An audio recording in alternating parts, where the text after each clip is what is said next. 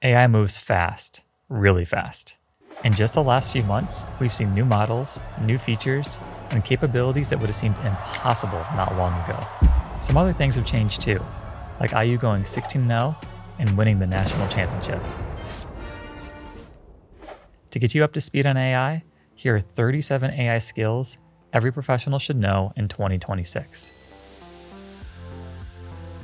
First principle. Large language models are essentially the world's best autocomplete.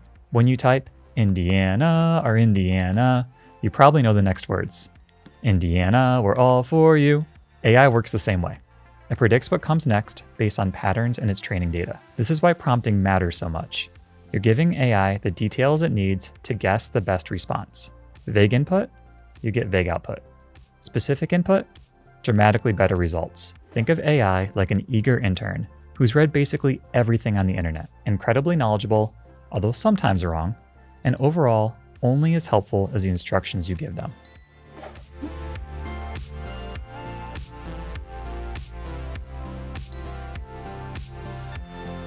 Prompting is giving instructions to the AI. Imagine if a human read your prompt and did exactly and perfectly what it said. They only have your prompt and no other context or information.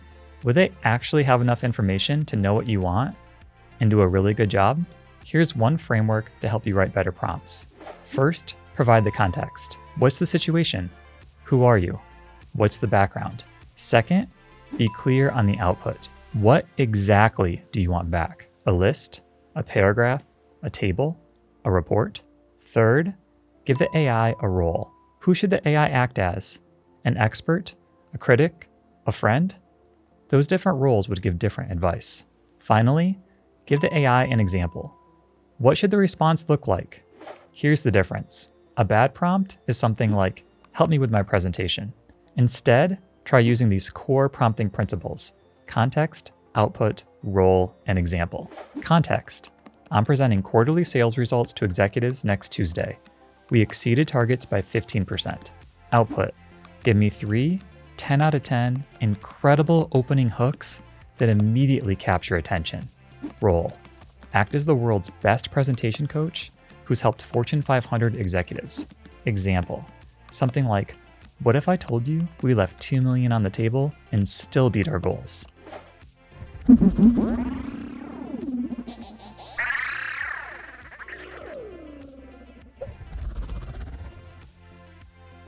Whoa, no. That's not what I said at all. Start with 1 or 2 elements and add more as needed. Even just adding a role transforms your results. Don't overcomplicate it.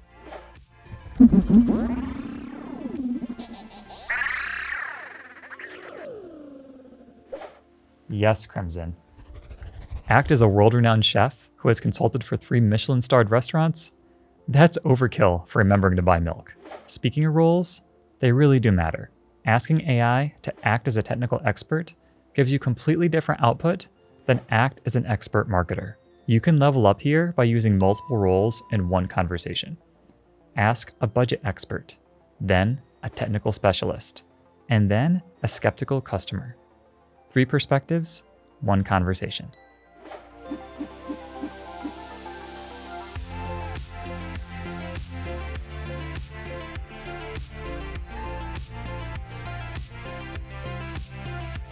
There's 2 capabilities that most people underuse. First, AI can see. Upload screenshots. Take a photo of that confusing Excel error. Snap a picture of your messy whiteboard notes. Upload a picture of a graph you're making for your presentation. AI interprets visuals and can give you specific help and improvements. Stuck on a software? Screenshot it, upload, and ask, how do I fix this? AI will tell you exactly where to click. Second, AI can read. Upload PDFs, Word docs, text files. Ask AI to summarize, compare multiple documents, or pull out specific information. Have 3 competing vendor proposals? Upload all 3 and ask, create a comparison table showing pricing, features, and risks for each. You should always verify, but these first steps can save a lot of time. Next, voice mode is underrated. If you have the app on your phone, you can talk to AI. Explain your problem conversationally. Many people find they get better context verbally than in writing. This can be especially helpful when you are on a walk and want to explain something that has a lot of context. For example, a complex decision that you need to make. One trade-off here, voice modes sometimes run on less powerful models, so you may get less sophisticated responses than typing. Convenience versus capability, no one each matters to you.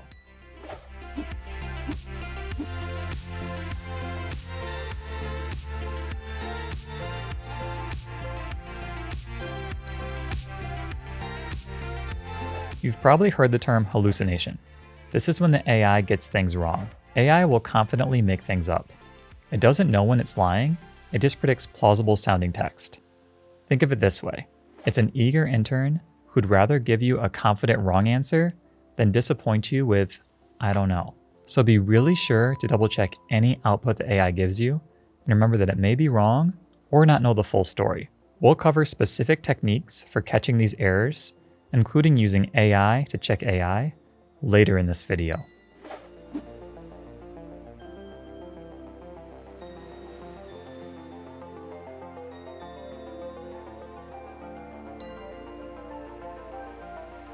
Here's a technique that can make AI interactions less overwhelming and improve your results.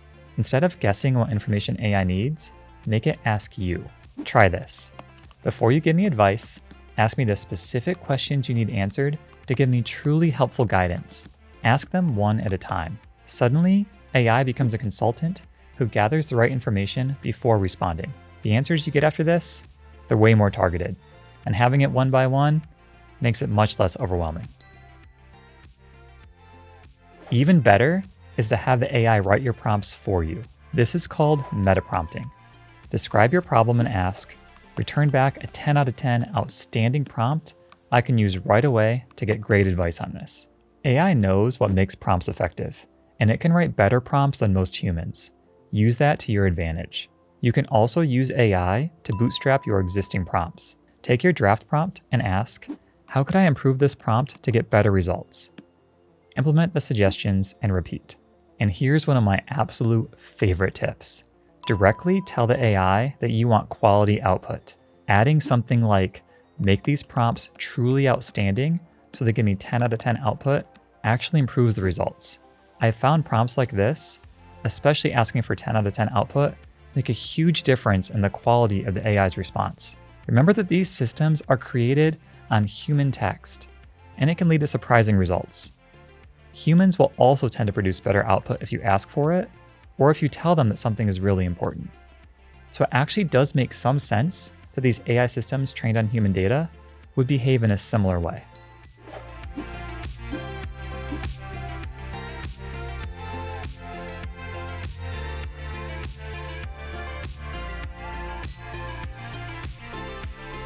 Want deeper analysis? You can get it in just 6 words. Think step by step before answering. This is called chain of thought prompting. Instead of jumping to conclusions, AI walks through its reasoning. You see each step. You can spot where it goes wrong, and the final answer is usually better. Some AI models, like Gemini Pro or ChatGPT's O series, do this automatically. They're called reasoning models. They take longer, but think harder on problems. Save these for your more complex work. Practically speaking, look for thinking mode or reasoning toggles in your interface. Almost every major platform has one now. For tough problems, turn it on. It's one of the biggest levers you have beyond writing better prompts.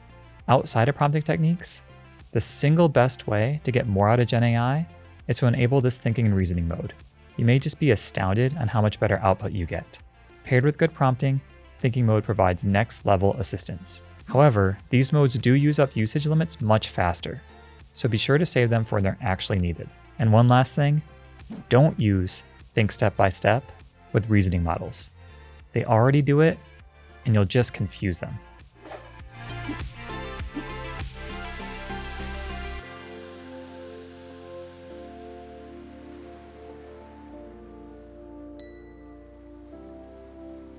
Now a non-negotiable principle, protect your data.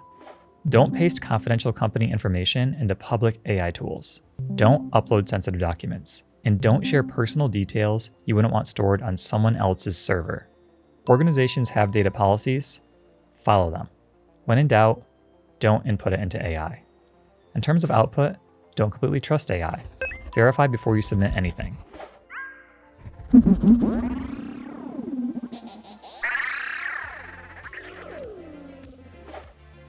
Nope, that excuse doesn't work. You're responsible for the final output. AI mistakes are never an excuse.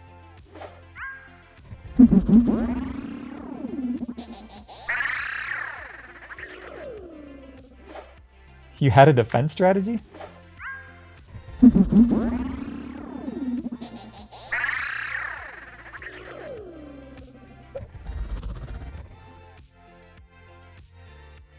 Yeah, none of those are going to hold up. AI amplifies your capabilities. It doesn't replace your judgment or your accountability.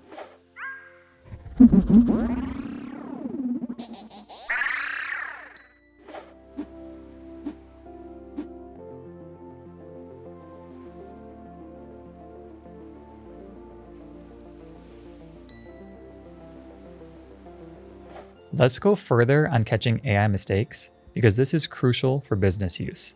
Red teaming means using AI to critique AI. Here's how.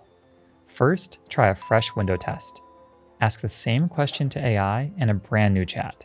AI's conversation history can bias its answers, and using a fresh window gives you a bit more of an independent perspective. If you get the same answer both times, you can have a bit more confidence. If you get different answers, you should dig deeper and see what's going on. An even better way is using a cross-model critique. Here you would do something like take ChatGPT's response and paste it into Gemini or Claude or a different AI platform with a prompt like this. Objectively rate this advice out of 10. Be honest and accurate. What's wrong with it and how could it be improved? Different models have different training data and different strengths and weaknesses. What one misses, another might catch.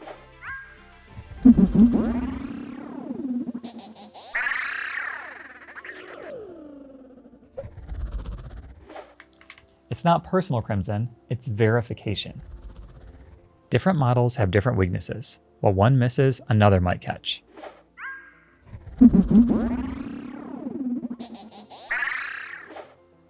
I'm saying all AI has weaknesses. I have weaknesses too. No one's perfect. That's why we need multiple perspectives.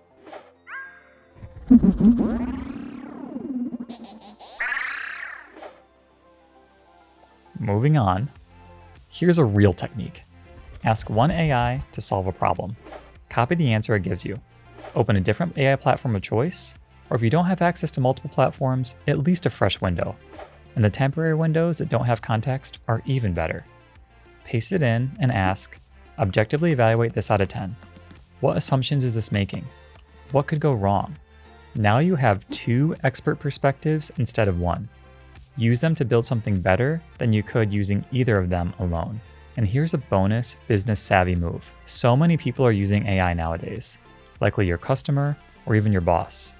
So before submitting any report or proposal, paste it into AI and ask, what type of questions would a skeptical executive ask about this?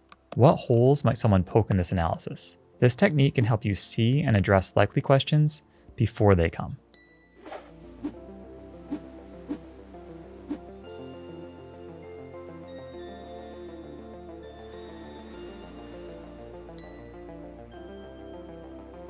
AI can transform how you handle communication, if you use it right. Have a chaotic email thread with conflicting information, copy the whole thing into AI, assuming it's secure, and ask, summarize this thread. What decisions were made? What actions do I need to take? What's still unresolved? You can get instant clarity from the chaos of the thread. If you need to write a difficult email, use the core prompting, context, the situation and the relationship you have with the people involved. Output, a diplomatic response that moves things forward. Role, act as a skilled communicator who maintains relationships while getting results. Example, remember to always keep it short. Nobody reads long emails. Just to emphasize here, AI loves to write long output. So for things like email, I find adding keep it short or use as few words as possible while staying clear can be really helpful. And to make it even better, try training AI on your own voice. Paste 3 or 4 emails that you've written and are happy with and ask, what patterns do you notice in my communication style? Then ask it to write new emails matching that style. Suddenly the AI sounds like you and not like a robot.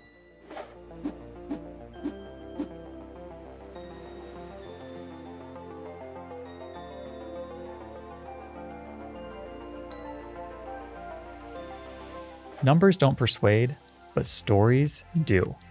Imagine you are evaluating survey responses on people's work preferences. An OK presentation might say something like 59% of people prefer hybrid work, 26% prefer remote, and 15% prefer in person. A better presentation would say something like 85% of your workforce now demands flexibility, whether that's hybrid or fully remote. Only 15% want the old way back. Same data, but completely different impact. Here's the technique. First, give AI the results of your analysis. Then use a prompt that's something like, help me describe this in 3 engaging ways that tell a story rather than just stating facts. Give me 10 out of 10 truly outstanding output. Act as the world's best data storytelling expert and use the compelling style of a world-class media outlet. Then for visuals, if you want full control, you can go further and ask something like, give me 3 interesting 10 out of 10 ways to visualize this data that would be far more engaging than a basic bar chart. Only suggest things easily doable in Excel or PowerPoint, and give me step-by-step instructions on how to create it. Take a screenshot of your current slide, upload it and ask, what are 3 ways I could improve this, and make it a 10 out of 10 slide. AI will catch things you missed, better titles, cleaner layouts, a stronger visual hierarchy. But remember, AI can help you present data compellingly, but it can't verify your data is accurate. That's still on you.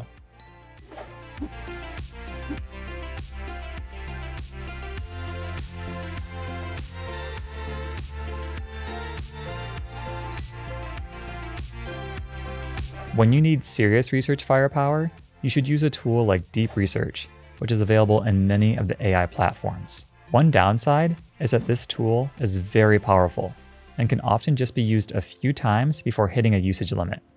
So don't waste your limited uses on simple questions. Save Deep Research for complex problems that would take hours to research manually.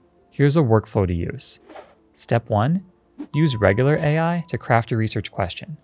Ask it to ask you clarifying questions until it understands exactly what you need. Step 2, take that refined prompt to Deep Research.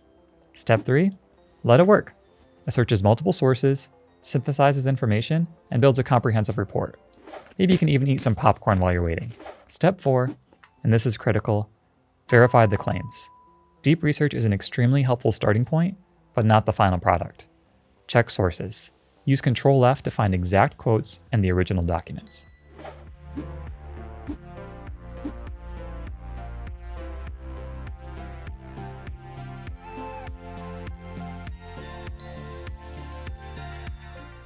Here's why AI brainstorming often fails.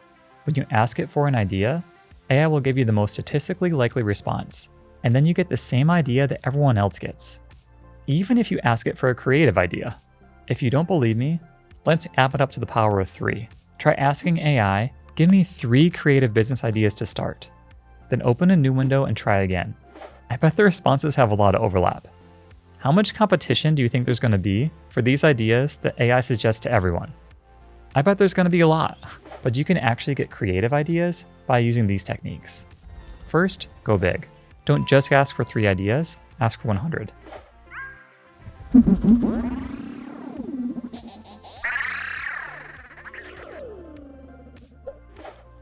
They won't be.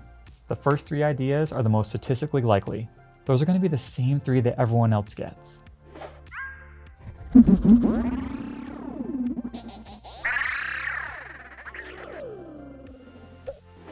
Comfortable doesn't win in business. Those ideas towards the bottom of the list, that's where creativity lives. That's the statistically unlikely stuff that nobody else is getting. AI's first instinct is often the average answer, but you want the edges.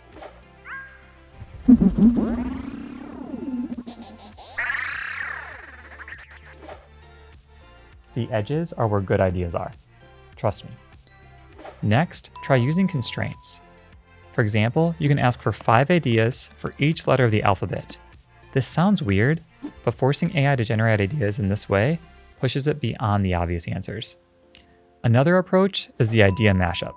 Combine your topic with something random. Give me 5 team building ideas that combine walking with artificial intelligence. Unexpected combinations spark genuine creativity. And then a surprising one, the anti-brainstorm.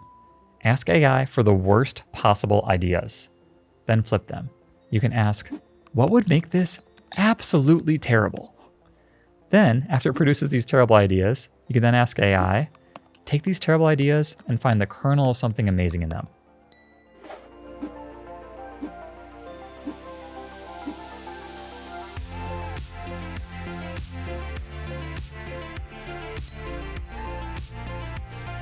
Once you have ideas you like, challenge them.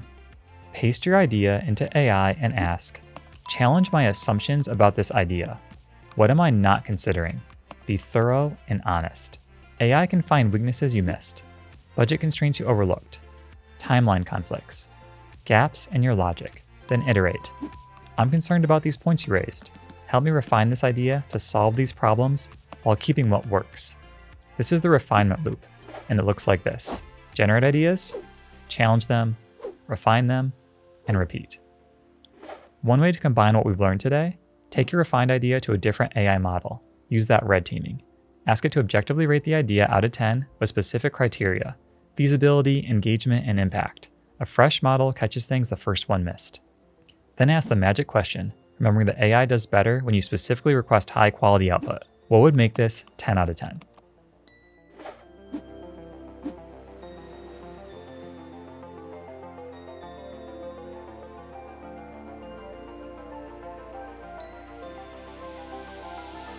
Final skill, and this one could be pretty fun, building your own AI specialists. The key insight here, regular AI is a generalist. Custom assistants are specialists. A custom presentation coach with your specific context, role, audience, and constraints, that can give you better advice than generic AI almost every single time. And here's how to build one. They're available in many platforms. For example, in Gemini, they're called gems, and in ChatGPT, they're called GPTs. First, name it based on its specialty.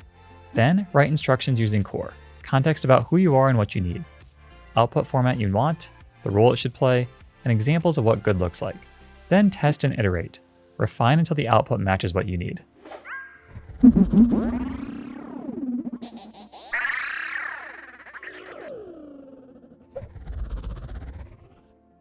That's right, custom specialists for your own personal workflows.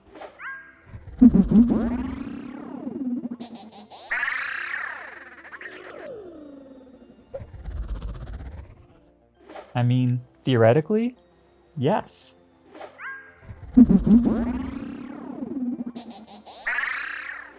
Crimson, you're irreplaceable. But yes, when you take the time up front to create a customized AI assistant with detailed instructions and great examples of what high quality output looks like, it can save a lot of time for repeated tasks.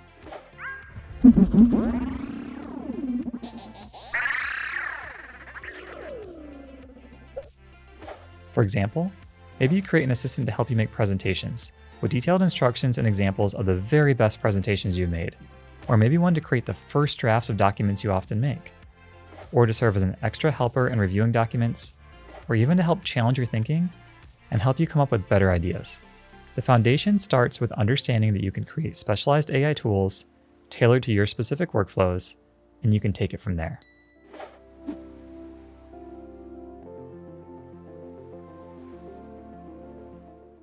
Here are a few ways to put some of what we discussed so far into practice. First, open AI and try this prompt. I want to get better at using AI for insert your field here. Before giving advice, ask me 5 questions one at a time. Second, take one idea you're working on and challenge it.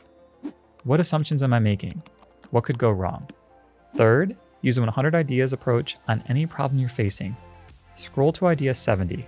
Is it more creative than idea 3? Finally, pick a task you regularly use AI for. Give it context about what you need, then ask, write me a 10 out of 10 prompt I can reuse for this task. Compare what AI creates to what you were using before. You've just practiced questioning, challenging, creative brainstorming, and meta prompting. Overall, we covered 37 techniques every professional needs to know. If you want to go deeper, IU offers a free GenAI course and certification fully online. Some of the world's largest organizations are using it to train their employees as we speak. It consists of short, practical lessons, each one teaching a hands-on AI skill you can use today. See you at kelley.iu.edu/learnai for your free training and AI certification.